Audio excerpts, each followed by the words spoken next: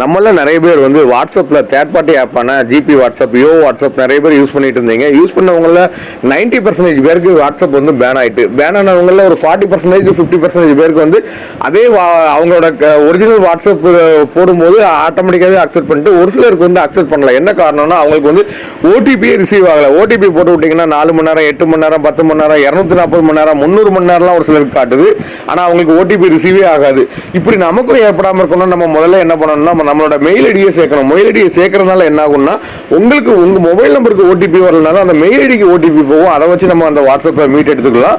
அது எப்படி பண்றதுங்கிறத வாங்க பார்ப்போம். அதுக்கு வாட்ஸ்அப் ஓப்பன் பண்ணிக்கோங்க. வாட்ஸ்அப்புக்கு மேலே 3 டாட் இருக்கு பார்த்தீங்களா, அதை கிளிக் பண்ணி செட்டிங்ஸ் ஓப்பன் பண்ணிக்கோங்க. செட்டிங்ஸில் அக்கௌண்ட் ஓப்பன் பண்ணிக்கோங்க. அக்கௌண்ட்டில் இமெயில் அட்ரஸ் இருக்கு பார்த்தீங்களா, இமெயில் அட்ரஸை கிளிக் பண்ணி உங்களோட இமெயில் அட்ரஸை இதில் என்ட்ரு பண்ணிடுங்க. என்ட்ரு பண்ணிட்டீங்கன்னா உங்களுக்கு நாளைக்கே உங்களுக்கு மொபைல் நம்பருக்கு ஓடிபி வரலனாலும் இமெயில் ஐடிக்கு ஓடிபி வரும். அதை வச்சு நீங்கள் வாட்ஸ்அப் யூஸ் பண்ணிக்கலாம்.